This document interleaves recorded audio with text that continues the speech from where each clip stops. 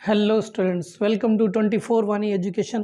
आज हम स्टार्ट करेंगे हमारा एक बिल्कुल सिंपल सा टॉपिक, डिस्कवरी ऑफ न्यूक्लियस। देखिए, ये जो डिस्कवरी ऑफ न्यूक्लियस है, इसको हम टॉपिक वाइज अगर नाम दे तो रदरफोर्ड मॉडल ऑफ एटम में भी कंसिडर हो सकता है। ये अल्फा पार्टिकल स्कैटरिंग एक्सपेरिमेंट भी सेम ही रहेगा, डिस्कवरी ऑफ न्यूक्लियस भी सेम रहेगा और गोल्ड फॉयल एक्सपेरिमेंट भी सेम रहेगा। चारों एक्सपेरिमेंट के जो नाम है वो सभी एक ही तरफ हमारी तरफ पॉइंट आउट करेंगे, वो है डिस्कवरी ऑफ न्यूक्लियस की तरफ। तो चलिए स्टार्ट करते हैं हम अपना इंपॉर्टेंट टॉपिक जो है हमारा discovery of nucleus, Rutherford model of atom, gold foil experiment या अल्फा पार्टिकल स्कैटरिंग एक्सपेरिमेंट। ये सारे के सारे एक्सपेरिमेंट एक जैसे ही हैं, ध्यान रखिएगा। चारों एक्सपेरिमेंट नाम इनके अलग हैं बट है ये बिल्कुल सेम। देखिए, अब चलिए करते हैं कैसे स्टार्ट करेंगे। देखिए, इसको स्टार्ट करने से पहले, डिस्कवरी ऑफ न्यूक्लियस को स्टार्ट करने से पहले या रदरफोर्ड मॉडल ऑफ एटम को स्टार्ट करने से पहले हमें रेडियो एक्टिविटी के बारे में कुछ स्मॉल सी डिटेल मालूम होना चाहिए। उनको हम चेक करते हैं। What is radio activity? सबसे पहले ये चेक करते हैं, व्हाट इज रेडियो एक्टिविटी। है बिल्कुल ही सिंपल। देखिए, नेचर में कुछ एलिमेंट ऐसे हैं जिनमें से अपने आप सेल्फ न्यूक्लियस में से अल्फा, बीटा और गामा पार्टिकल्स एमिट होते हैं। न्यूक्लियस में से बात ध्यान रखनी है कि कुछ ऐसे एलिमेंट्स हैं जिनके न्यूक्लियस में से हर टाइम पर स्पॉन्टेनियसली अपने आप अल्फा, बीटा, गामा रेडिएशंस निकलती है। न्यूक्लियस में से अल्फा, बीटा, गामा रेडिएशंस का अपने आप निकलना, यही क्या कहलाएगा? रेडियो एक्टिविटी कहलाता है। डेफिनेशन देखते हैं हम इसकी। What is radio activity? Radio activity, it is the spontaneous, it is the spontaneous, spontaneous कह दीजिए या सेल्फ कह दीजिए, अपने आप निकलता है। यानी किसी भी हीट, लाइट, टेम्परेचर एक्सपेरिमेंट की कोई जरूरत नहीं है, अपने आप रिलीज होगा। It is the spontaneous emissions of radiations from nuclei of atom, atom के न्यूक्लियस से। ये चीज बात ध्यान रखनी है। एटम इसी नहीं, एटम के न्यूक्लियस में, एटम के न्यूक्लियस में से यदि रेडिएशन से निकलेंगी तो वो रेडियोएक्टिविटी कहलाएगी। इसका एक पॉइंट ये भी ध्यान रख सकते हैं, जिसका भी एटॉमिक नंबर 82 से ग्रेटर होगा, they all elements are radioactive. जैसे हमारा यूरेनियम है, वो एक रेडियोएक्टिव एलिमेंट है। यूरेनियम, उसका एटॉमिक नंबर कितना है? 92। तो 82 से ज़्यादा है तो ये एक रेडियोएक्टिव सब्सटेंस है। मोस्टली जितने भी सब्सटेंस है जिनका एटॉमिक नंबर 82 से ज़्यादा होगा, दे ऑल आर रेडियोएक्टिव। हाँ, 82 से पहले वाले जितने एलिमेंट्स हैं उनके जो आइसोटोप हैं वो किसी के भी रेडियोएक्टिव हो सकती हैं, पर जो नेचुरली है 82 के बाद, वो चाहे एटम हो या उसका आइसोटोप हो, वो सारे के सारे रेडियोएक्टिव है। सिंपल सी बात, जिसका एटॉमिक नंबर 82 से ज़्यादा होगा वे ऑल रेडियोएक्टिव है। यानी उनके एटॉम, उनके न्यूक्लियस में से alpha, beta, gamma radiations self निकलेंगी। अभी हमने यहाँ रेडिएशंस की बात की है। 3 टाइप की रेडिएशंस या पार्टिकल्स हम कह सकते हैं, alpha particle, beta particles and gamma particles. ये है अल्फा पार्टिकल्स, ये हैं बीटा पार्टिकल्स और ये हैं गामा पार्टिकल्स। ये 3 टाइप के पार्टिकल्स या रेडिएशंस हम कह सकते हैं जो न्यूक्लियस के अंदर से एमिट आउट होती हैं। पर हमें ये मालूम होना चाहिए कि ये जो अल्फा, बीटा, गामा पार्टिकल्स ये एक्चुअली हैं क्या चीज़। इनको समझते हैं हम जरा। 3 रेडिएशन एमिट होती है, अल्फा, बीटा, गामा। सबसे पहले हम देखते हैं अल्फा पार्टिकल्स, फिर बीटा और फिर गामा। ये जो अल्फा पार्टिकल्स हैं, जब हमने इनको मेजर किया तो इनके ऊपर 2 यूनिट पॉजिटिव चार्ज है, 2 यूनिट तो पॉजिटिव चार्ज है और 4 यूनिट इनका मास है। अब ये वाली जो बात हमने लिखी है, 2 यूनिट पॉजिटिव चार्ज और 4 यूनिट मास, ये वाली बात हीलियम के न्यूक्लियस के लिए सुटेबल है। हीलियम के न्यूक्लियस पे भी 2 यूनिट पॉजिटिव चार्ज और 4 यूनिट क्या है? उसका मास है। तो हम ये कह सकते हैं कि alpha particles are just helium nuclei, यानी हीलियम का जो न्यूक्लियस है वही क्या है? अल्फा पार्टिकल्स है। और बीटा पार्टिकल्स इलेक्ट्रॉन से मैच करते हैं। Beta particles are just fast moving electrons, वो इलेक्ट्रॉन से मैच करते हैं। और gamma particles they are electromagnetic radiations, यानी कि वे एक एनर्जी की फॉर्म है, दे आर इलेक्ट्रोमैग्नेटिक रेडिएशंस। ठीक है, ध्यान रखिएगा। अल्फा पार्टिकल्स पर पॉजिटिव चार्ज, बीटा पार्टिकल पर नेगेटिव चार्ज, क्योंकि इलेक्ट्रॉन पर नेगेटिव होता है, न्यूक्लियस पर पॉजिटिव होता है। अल्फा पॉजिटिव है, बीटा नेगेटिव है, और गामा क्या है, न्यूट्रल है, इनके ऊपर कोई भी चार्ज नहीं है। तो ये चीज़ हमें मालूम होनी चाहिए थी। Radioactivity spontaneous emission of alpha beta gamma particle from the nucleus. 3 type के पार्टिकल्स है, alpha beta and gamma. Alpha positive है, बीटा नेगेटिव और गामा न्यूट्रल पार्टिकल है। चलिए अब इसके बेस पर हम अपना मेन टॉपिक है वो स्टार्ट करते हैं। रदरफोर्ड मॉडल ऑफ एटम या डिस्कवरी ऑफ न्यूक्लियस, न्यूक्लियस को डिस्कवर करते हैं।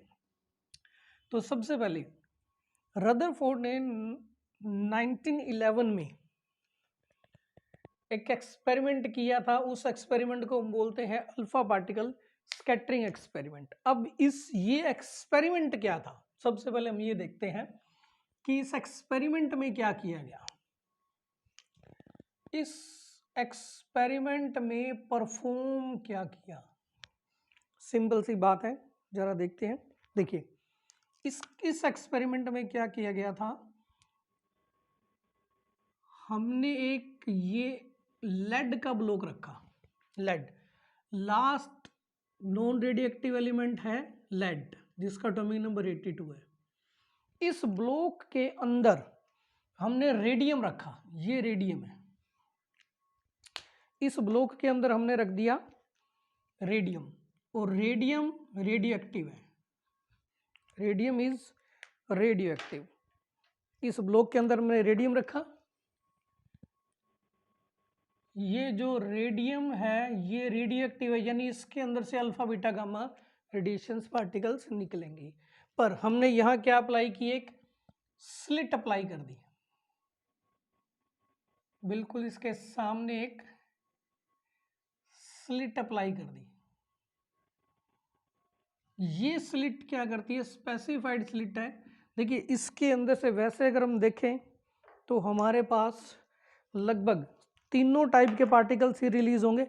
इसके अंदर से सारे पार्टिकल्स रिलीज होंगे, अल्फा भी जाएंगे, बीटा भी जाएंगे और गामा भी जाएंगे, सारे जाएंगे। पर इस स्लिट को हमने इस टाइप से मॉडिफाई एडजस्ट किया गया है कि ये इसके अंदर से सिर्फ आगे किन पार्टिकल्स को ही मूव करवाएगी, अल्फा पार्टिकल्स को ही मूव करवाएगी।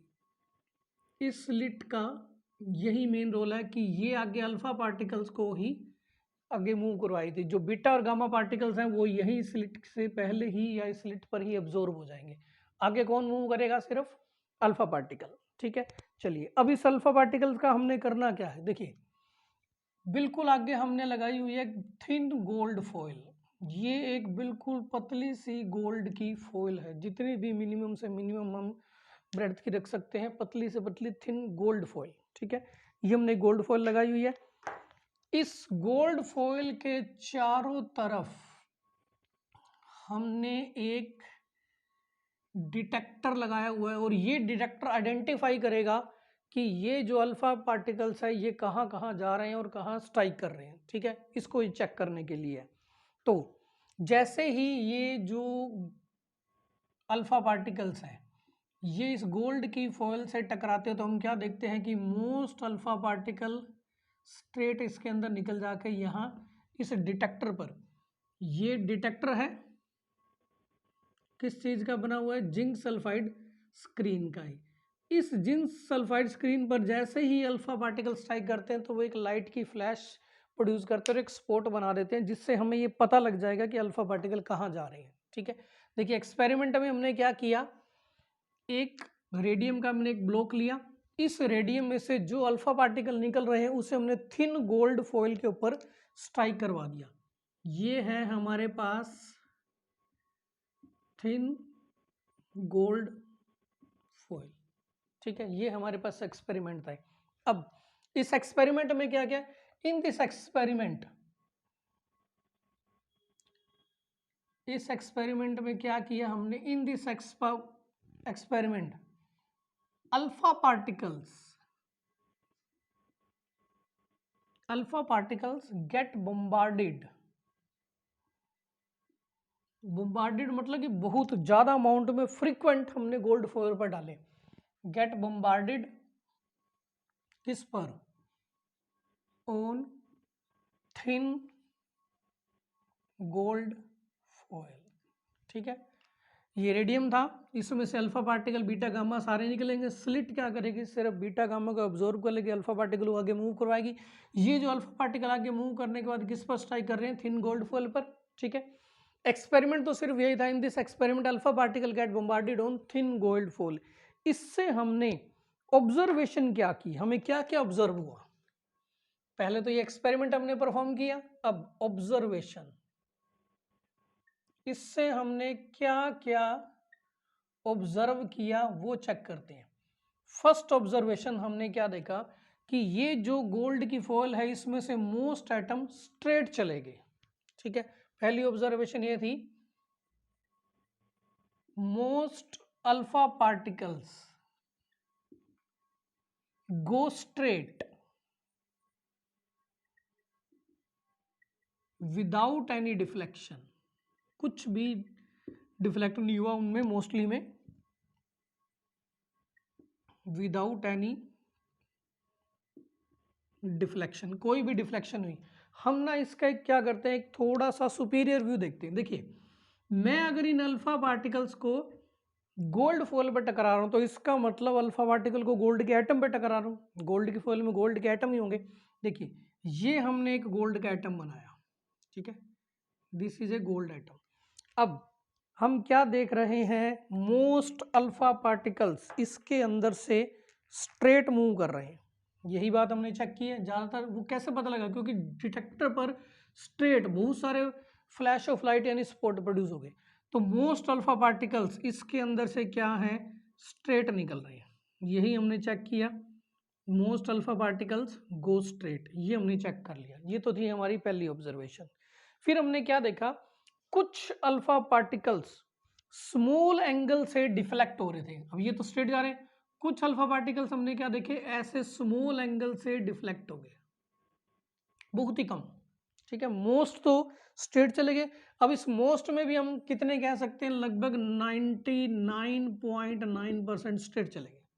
ठीक है, दूसरे में दूसरी ऑब्जर्वेशन हमने क्या देखी कि कुछ very few alpha particle deflect by small angle, यानी मोस्टली 99.9% तो स्ट्रेट चले गए, बहुत कम कुछ एंगल से मुड़ गए। Very few alpha particles deflect by small angle, कुछ अल्फा पार्टिकल्स स्मॉल एंगल से डिफ्लेक्ट हो गए। देखिए, जो अल्फा पार्टिकल्स लगभग सेंटर की तरफ से आ रहा था वो डिफ्लेक्ट हो गया इस टाइप से, वो इस टाइप से, वेरी फ्यू, मोस्टली कहाँ चले गए, स्ट्रेट चले गए, कुछ अल्फा पार्टिकल्स स्मॉल एंगल से डिफ्लेक्ट हो गए। थर्ड जो इनका हमने ऑब्जर्वेशन चेक की वो ये थी, जो अल्फा पार्टिकल बिल्कुल सेंटर पे जा रहा है, बिल्कुल एक एटम के सेंटर पर जा रहा है, जैसे ये एक एटम बिल्कुल सेंटर पर गया और जैसे ही ये सेंटर पर गया ये वापस डिफ्लेक्ट बैक हो गया। इधर भी चेक करते हैं, उसको हम थोड़ा अलग कलर से मार्क कर देते हैं। ये एक अल्फा पार्टिकल बिल्कुल सेंटर पे जा रहा है और जैसे ही ये सेंटर के पास गया वापस डिफ्लेक्ट हो गया, यानी बिल्कुल सेंटर पे जाने वाला अल्फा पार्टिकल डिफ्लेक्ट बैक हो गया। ठीक है, ये हमारी थर्ड ऑब्जर्वेशन थी। ये इनमें से भी वेरी फ्यू डिफ्लेक्ट बैक, वो वापस ही डिफ्लेक्ट हो गए, जहां से आए थे वहीं ये। अब ये हमने तीन मेन इनसे ऑब्जर्वेशन की है। पहली ऑब्जर्वेशन में हमने क्या देखा कि एटम में से मोस्ट अल्फा पार्टिकल स्ट्रेट चले गए, कुछ अल्फा पार्टिकल स्मॉल एंगल से मुड़ गए और उनमें से भी बहुत कम डिफ्लेक्ट बैक हो गए। अब ये जो हमने तीन ऑब्जर्वेशन की है इनसे हम कुछ कंक्लूजन ड्रा करते हैं, इनसे अब हम कंक्लूजन ड्रा करते हैं। क्या क्या हम इनसे कंक्लूजन ड्रा कर सकते हैं? पहला कंक्लूजन देखिए, फर्स्ट कंक्लूजन ये होगा, इस पहले पॉइंट से कंक्लूजन निकालते हैं। इसने कहा कि most alpha particle go straight without any deflection, ज़्यादातर स्ट्रेट चले गए, कोई डिफ्लेक्शन नहीं हुआ। अब देखिए ये जो अल्फा पार्टिकल्स हैं सारे, these all are alpha particle, अगर इसमें से ज़्यादातर सीधे डायरेक्ट निकल गए किसी भी एनी डिफ्लेक्शन से, इसका मतलब ये हुआ कि इस एटम में से ये जो अल्फा पार्टिकल स्ट्रेट चल गए, तो इस एटम का ये वाला जो पार्ट है वो क्या है, टोटली वैकेंट है, खाली है, तभी तो वो स्ट्रेट निकल गए। अगर भरा होता तो टकरा कर कहीं ना कहीं डिफ्लेक्ट होते। मोस्टली अल्फा पार्टिकल स्ट्रेट निकले, इसका मतलब most part of an atom is vacant. इस पॉइंट से ये कंक्लूजन निकला, most part of an atom is vacant. एक एटम का मोस्ट पार्ट क्या है, वैकेंट है, खाली है। दूसरा कंक्लूजन देखते हैं हम, वो क्या होगा। अब ये वाला कंक्लूजन थोड़ा ध्यान से, हमने क्या देखा कि जो अल्फा पार्टिकल्स लगभग सेंटर की तरफ जा रहे थे वो कुछ एंगल से डिफ्लेक्ट हो गए। ये सेंटर की तरफ जा रहे थे तो डिफ्लेक्ट हो गए। अब एक चीज, अल्फा पार्टिकल्स पर हमने कौन सा चार्ज बताया है, पॉजिटिव चार्ज बताया। ध्यान से देखना, मैं अगर मान लो ये कह रहा हूं कि ये एक अल्फा पार्टिकल है पॉजिटिव चार्ज वाला, ये एक अल्फा पार्टिकल पॉजिटिव चार्ज वाला जैसे ही सेंटर की तरफ गया तो ये रिपेल हो गया, रिपेल हो गया तभी तो कुछ एंगल से ये डिफ्लेक्ट हुआ ना। एक पॉजिटिव चार्ज वाला पार्टिकल सेंटर की तरफ जाते ही रिपेल हो गया, इससे ये कंक्लूजन निकलता है कि डेफिनेटली इसके सेंटर पर कोई ना कोई पॉजिटिव बॉडी प्रेजेंट है। कैसे पता लगा? ये एक अल्फा पार्टिकल कौन से चार्ज का था, पॉजिटिव चार्ज। पॉजिटिव चार्ज वाला पार्टिकल एक स्टेट जा रहा है और वो एक पॉजिटिव से ही क्या हो सकता है, रिपेल हो सकता है। अगर नेगेटिव होता है तो उसकी तरफ अट्रैक्ट हो जाता है, ठीक है। न्यूट्रल होता तो भी वो क्या स्ट्रेट चला जाता है सॉरी। एक पॉजिटिव वाला अल्फा पार्टिकल पॉजिटिव से ही रिपेल होकर कहीं डिफ्लेक्ट हो सकता है। तो कुछ जो अल्फा पार्टिकल डिफ्लेक्ट हुए हैं वो ये इंडिकेट करते हैं कि सेंटर पर एक पॉजिटिव बॉडी प्रेजेंट है। तो सेकंड कंक्लूजन इस पार्ट से निकला जो हमने बताया था, very few alpha particle deflect by small angle. इससे ये प्रूव हुआ कि eight centre of atom, eight centre of atom a positive body is present, a positive body is present। Atom के सेंटर पर एक पॉजिटिव बॉडी प्रेजेंट है। Third point से हम क्या कंक्लूजन निकालते हैं? थर्ड पॉइंट क्या था कि very very few alpha particles deflect back. Third point से देखो, थर्ड पॉइंट में क्या हुआ कि जो अल्फा पार्टिकल स्ट्रेट गया वो वापस आ गया। अब वापस कब आया, वो इस पॉजिटिव बॉडी से टकरा कर वापस आया है। इससे क्या हम कंक्लूजन निकालते हैं? देखिए ये एक अल्फा पार्टिकल गया, इस पॉजिटिव बॉडी से टकराया और वापस आ गया। इसका मतलब ये हुआ कि ये जो सेंटर पर एक पॉजिटिव बॉडी प्रेजेंट है ये एक हैवी बॉडी प्रेजेंट है। क्योंकि अगर ये लाइट बॉडी होती तो अल्फा पार्टिकल खुद भी क्या है, कुछ अपना वेट रखता। अभी हमने बताया था कि अल्फा पार्टिकल क्या है, हीलियम के न्यूक्लियस है, पॉजिटिव चार्ज है, 2 यूनिट उन पर प्लस का चार्ज और 4 यूनिट मास है, यानी 4 यूनिट मास उनका कुछ मास एग्जिस्ट करता है। अब अल्फा पार्टिकल का कुछ मास है, अगर ये बॉडी हल्की होती तो अल्फा पार्टिकल क्या करते, इसे ही आगे ले जाते। पर यहाँ हमने क्या नोटिस किया, अल्फा पार्टिकल जैसे इस पॉजिटिव बॉडी से टकराते हैं वापस आ जाते हैं। इसका मतलब ये पॉजिटिव बॉडी क्या है, हैवी पॉजिटिव बॉडी है। क्योंकि जब एक पार्टिकल अपने से हैवी पार्टिकल से टकराएगा तो उसे वापस आना पड़ेगा। इसको हम एक एग्जांपल से समझते हैं। मान लो मैंने एक फुटबॉल ली हुई है, ठीक है, और यहाँ हमने कुछ पेपर के पीस लगा दिए, ठीक है, या हमने एक जैसे कर्टन लगाए हुए हैं बिल्कुल बीच में, रूम के बीच में। अब अगर मैं उस फुटबॉल को उन कर्टन पर मारता हूँ तो वो कर्टन को आगे ले जाएगी, उससे टकरा कर फुटबॉल वापस आएगी। ऑब्वियस है उन कर्टन को आगे ले जाएगी क्योंकि कर्टन हल्के हैं, ठीक है। यानी अगर फुटबॉल अपने से हल्के सब्सटेंस से टकरा रही तो सब्सटेंस को आगे ले जाएगी। अब हम सिचुएशन चेंज करते हैं, उसी फुटबॉल को मैं एक दीवार पर स्ट्राइक करता हूँ। अब वो फुटबॉल जब उस दीवार पर स्ट्राइक करेगी तो वो दीवार को आगे ले जाएगी, खुद वापस आएगी। ऑब्वियस है, डेफिनेटली सबको पता है कि वो फुटबॉल उस दीवार से टकरा कर खुद वापस आएगी। अब ऐसा क्यों हुआ? क्योंकि फुटबॉल के कंपैरिजन में दीवार का जो वेट है, बॉल का वेट है, वो बहुत ज़्यादा है। तो जब एक हल्की बॉडी किसी हैवी बॉडी से टकराएगी तो उसको खुद को वापस आना पड़ेगा ही, ठीक है। हल्की बॉडी अगर हैवी से टकराएगी तो उस हल्की बॉडी को वापस आना पड़ेगा। यही ये बात ये है, अल्फा पार्टिकल का कुछ वेट है, जब ये इस पॉजिटिव बॉडी से टकरा रहा है तो इसे वापस आ रहा है, इसका मतलब इस अल्फा पार्टिकल से हैवी है ये पॉजिटिव बॉडी। तो सेकंड थर्ड पॉइंट से हमें ये कंक्लूजन निकला कि ये जो सेंटर ऑफ एटम पर जो एक पॉजिटिव बॉडी प्रेजेंट है ये एक हैवी बॉडी है। दी पॉजिटिव बॉडी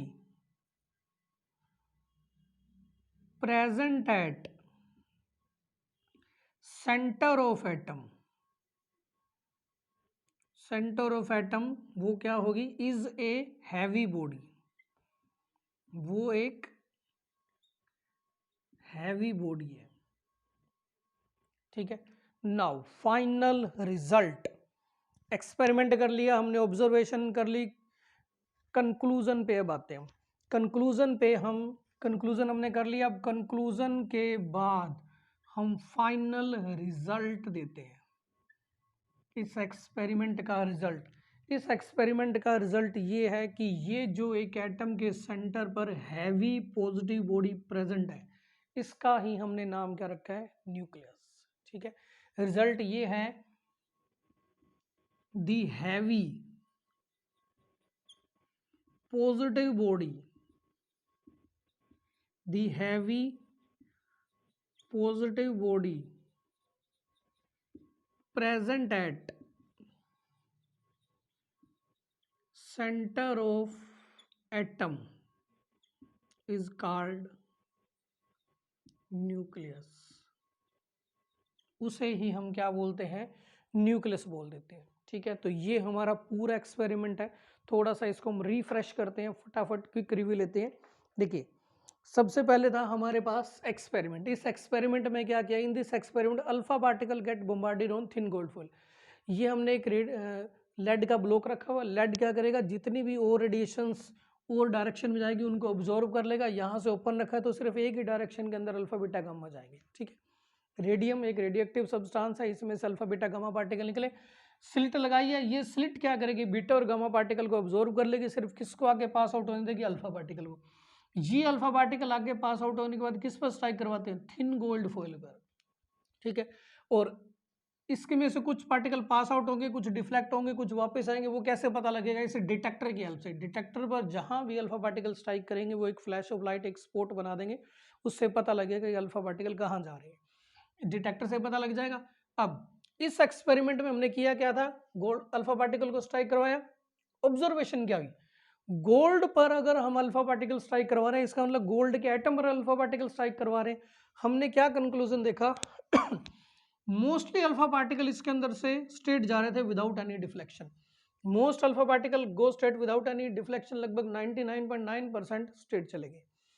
कुछ अल्फा पार्टिकल जो सेंटर की तरफ जा रहे थे वो मुड़ गए, और वेरी फ्यू क्या हुए, जो बिल्कुल सेंटर पे था वो डिफ्लेक्ट बैक हो गए। तीन ही ऑब्जर्वेशन हुई। इन ऑब्जर्वेशन से कंक्लूजन, अगर मोस्ट अल्फा पार्टिकल स्ट्रेट जा रहे हैं तो इसको लेकर एटम का मोस्ट पार्ट तो खाली है।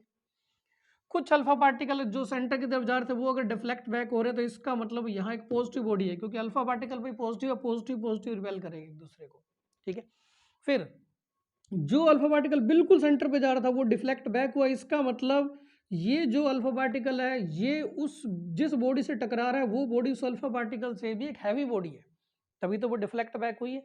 थर्ड कंक्लूजन हमने ये निकाला। अब ओवरऑल ये बात कंसिडर हुई कि सेंटर पर एक हैवी पॉजिटिव बॉडी प्रेजेंट है, और ये जो heavy positive body centre of atom पर प्रेजेंट है यही हमारा रिजल्ट है, definition of nucleus. The heavy positive body present at centre of atom is called nucleus. ठीक है, ये हमने अब न्यूक्लियस की डिस्कवरी कर ली by Rutherford model of atom, alpha particle scattering experiment, gold foil experiment. ठीक है, वैसे इसमें जरूरी नहीं है कि गोल्ड की ही हमने फॉइल लेनी है, सिल्वर कॉपर जिंक किसी भी मेटल एटम की थिन फॉइल ले सकते हैं, उससे ही हम इस एक्सपेरिमेंट को परफॉर्म कर सकते हैं। अब देखिए, रदरफोर्ड ने इस एक्सपेरिमेंट के थ्रू न्यूक्लियस को डिस्कवर कर दिया।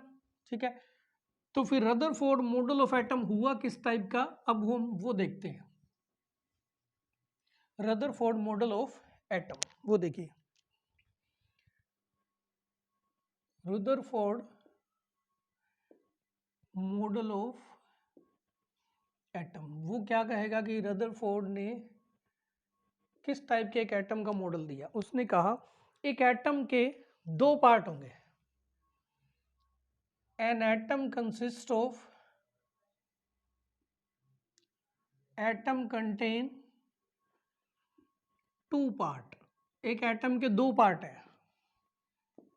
फर्स्ट पार्ट को हम बोलते हैं न्यूक्लियर पार्ट। फर्स्ट पार्ट को हम बोलते हैं न्यूक्लियर पार्ट, यानी कि जिसके अंदर न्यूक्लियस होगा और उसके अंदर प्रोटॉन और न्यूट्रॉन प्रेजेंट होंगे। न्यूक्लियर पार्ट हैव न्यूक्लियस, इसके अंदर न्यूक्लियस आएगा। ठीक है, अब ये जो न्यूक्लियस है इसके अंदर प्रोटॉन और न्यूट्रॉन प्रेजेंट है, क्योंकि जो न्यूक्लियस, जो किसी भी एटम का जितना भी मेन मास है, जो मेन वेट है, वो सारा न्यूक्लियस में कॉन्सेंट्रेट होता है। क्यों? क्योंकि न्यूक्लियस के अंदर प्रोटॉन है और न्यूक्लियस के अंदर न्यूट्रॉन है। इलेक्ट्रॉन उसके चारों तरफ शेल के अंदर रिवॉल्व करते हैं, यानी इलेक्ट्रॉन न्यूक्लियस से बाहर, और इलेक्ट्रॉन का मास नेग्लिजिबल है, हम उन्हें नेग्लेक्ट कर सकते हैं, बहुत ही कम है, 10⁻31 किलोग्राम का। 10⁻30 को क्रॉस कर गया तो वो नेग्लेक्ट हो जाता है, यानी इलेक्ट्रॉन का मास नेग्लिजिबल है। अब न्यूक्लियस में क्या है? प्रोटॉन और न्यूट्रॉन, तो सारा का सारा मास एक एटम का कहाँ कॉन्सेंट्रेटेड है? न्यूक्लियस पर। Nuclear part have nucleus and most mass of atom reside in nucleus. ठीक है, यानी न्यूक्लियस के अंदर मोस्ट इसका मास रिजाइड करेगा, किसके कारण? Due to presence of proton and neutron. ठीक है, दूसरा पार्ट इसका कौन सा है वो हम चेक करते हैं। दूसरा पार्ट है एक्स्ट्रा न्यूक्लियर पार्ट। इस एक्स्ट्रा न्यूक्लियर पार्ट में क्या होंगे? शेल होंगी, ऑर्बिट, और इन शेल के अंदर इलेक्ट्रॉन्स रिवॉल्व करते हैं। ठीक है, दूसरे पार्ट एक्स्ट्रा न्यूक्लियर पार्ट, इसमें क्या होगा? Which have circular orbit. Orbit अलग चीज है, ऑर्बिटल अलग चीज है, वो भी क्लियर करेंगे हम। Which have circular orbit in which electron revolves, और इन सर्कुलर ऑर्बिट के अंदर इलेक्ट्रॉन्स रिवॉल्व करते हैं। अब ये वाला जो हमारा मॉडल है, Rutherford model of atom is similar to solar system. वो सोलर सिस्टम के जैसा है। कैसे? देखो, सोलर सिस्टम में क्या होगा? सन सेंटर पे होगा, ये सन है, ठीक है, और जो प्लैनेट्स हैं वो इसके अराउंड अलग अलग ऑर्बिट में रिवॉल्व करते हैं। तो सेम बात, ये सन जैसे सेंटर पर है, यहाँ न्यूक्लियस सेंटर पे है, इलेक्ट्रॉन रिवॉल्व कर रहे हैं, वैसे ही प्लैनेट रिवॉल्व कर रहे हैं। ठीक है, similar to solar system. So motion of electron around nucleus is called planetary motion. अब ये पता लगा ना कि इलेक्ट्रॉन के मोशन को प्लैनेटरी मोशन क्यों कहा? क्योंकि इलेक्ट्रॉन किससे कंसिडर हो रहे हैं? प्लैनेट से, और न्यूक्लियस किससे कंसिडर हो रहा है? सन से। तो कई बार ये क्वेश्चन भी हमारे पास आ जाता है कि why motion of electron around nucleus is also called planetary motion, वो इसी रीजन से है।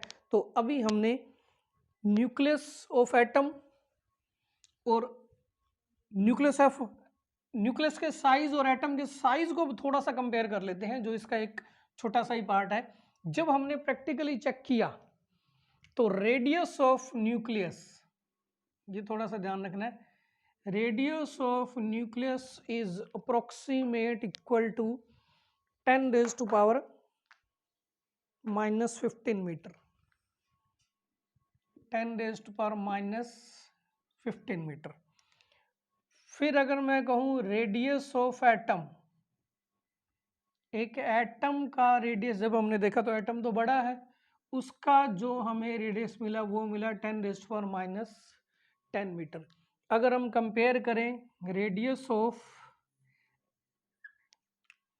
Radius of atom by radius of nucleus को, तो ये हमें कितना मिलेगा? एटम का रेडियस 10⁻10, ये 10⁻15 मीटर से मीटर कैंसल, तो ये वैल्यू बच जाएगी हमारे पास 10⁵ मीटर। ठीक है, देखो इसका मतलब radius of atom is 10⁵ multiplied by radius of nucleus, यानी एक एटम न्यूक्लियस से 10⁵ टाइम बड़ा है, यानी एक एटम न्यूक्लियस से लगभग 1,00,000 गुना बड़ा है। यानी कि अगर एक एटम को हम एक न्यूक्लियस को अगर हम एक क्रिकेट की बॉल की तरह कंसिडर करें, अगर ये मान लो मैं ये कहूँ कि एक क्रिकेट की बॉल अगर न्यूक्लियस है तो फिर एटम का साइज कितना होगा? एटम का साइज लगभग 5 किलोमीटर रेडियस जितना बड़ा होगा, 1,00,000 गुना उससे बड़ा एटम होगा। तो ये हमने बात की एटम के साइज की और न्यूक्लियस के साइज की। This is the Rutherford model of atom. तो अगले टॉपिक के अंदर हम मिलते हैं जल्दी ही, तब तक के लिए गुड लक।